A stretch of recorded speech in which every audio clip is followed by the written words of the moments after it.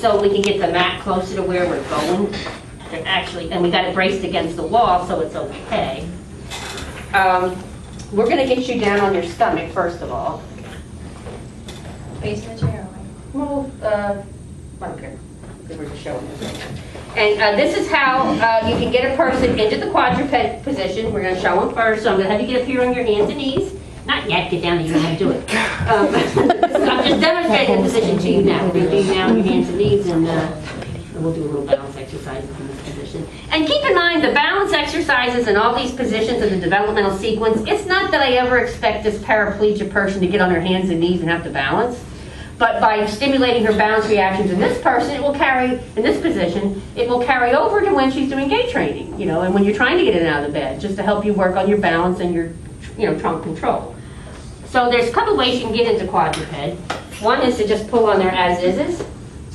So I'm going to get here on your, now for somebody big, like Matt, I might not even go with the as-is, I just may use a gait belt, because it gives you a lot more oomph. And yeah, I was going to say, I mean, you know, if somebody that big has a spinal cord injury, it's hard. It's hard for the rehab, and it's hard for them. I mean, you know, you get somebody that's really big and tall, and they have a total flaccid stroke. I'm sure you've probably seen them in the hospital. There's just, the family can't help them. It's really hard. Okay, so I'm going to grab a hold of her as-is. On the count of 3, you're going to push with your arms to come up on your elbows, and then I'll count again, and we'll come up all the way on extended arm. Okay, you ready? Come up on your elbows, 1, 2, 3, and now push back onto your arms. 1, 2, 3, back you come. Now when she gets back here, I got to grab her hips like this. Did any of you guys get to do this yet? So you saw how much help you had to give her. You really have to. Now I want you to arch your back here a lot, because that's what they look like. They have no abdominals. And so, now bring your arch back here. This is actually one of your back exercises that you'll do with Patty next week. Arch your back again. I think it's called cat humping or something.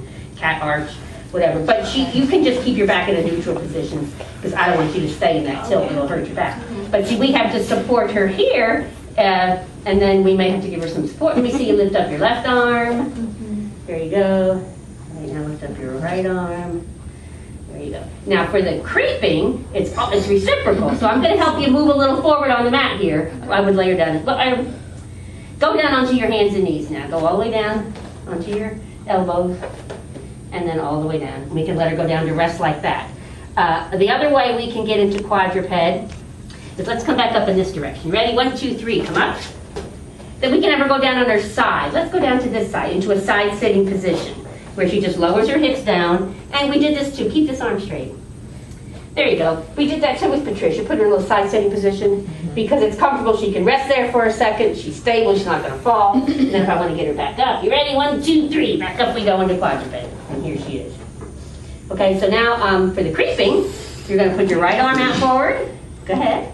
Now you're going to shift your weight over here to the right. I'm going to grab a hold of here and lift this left leg forward. You ready? You can't move your legs, remember?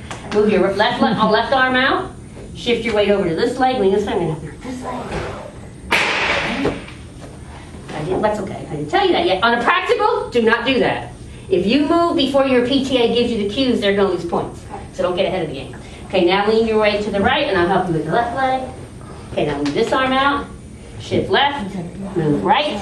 So I got to get you stable here first before I now move that arm. Okay? If you start moving that arm before I'm ready, then you could collapse.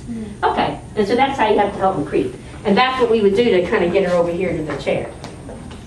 Okay, so let's say we got her in quadruped. We want to move her, well, we can use the chair too. We want to move her into tall kneeling. When they're on the floor like this, you can put a chair on the mat, or we can use that stool. And so here she is in quadruped. And then what you're going to do is, you're going to put your hands on the chair here to come up into a kneeling position. And then I'm going to pull you back, 1, 2, 3, and let go of the table. Kind of go a little saggy on me here, like you're sagging forward, bend forward at your hips here. Yeah, see, because I have to hold her here with my knees. Jeez. Kind of bend at your hips, bend forward. See, that's how she's going to sag. See, so you can feel her pressure. If you're pressing against my knees, and I actually got to hold the Patricia, you know, like this. And we keep your hands out, good head control.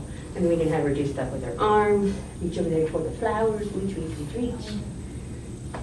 Reach over there toward the camera. And so, and then you can go down. So when it's quadruped, my knees are more on the side to give her medial lateral support. When it's kneeling, my knees are behind her to keep her forward and back. All right? Okay, so you can go sit over there for a second, and I'll show you how to get down out of the wheelchair onto the floor.